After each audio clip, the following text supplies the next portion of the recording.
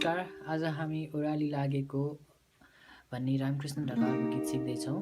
यसको लागि चाहिँ नर्मली हामीलाई 6वटा कर्ड चाहिन्छ र फर्स्ट कर्ड चाहिँ E flat D sharp major हुन्छ। यो 3टा फिङ्गर एन्ड यो so D sharp major, second chord is C minor, third chord is B flat A sharp major भयो यस्तो, then A flat G sharp major, त्यसपछि F minor र G minor. So यसको अब स्ट्रमिङमा चाहिँ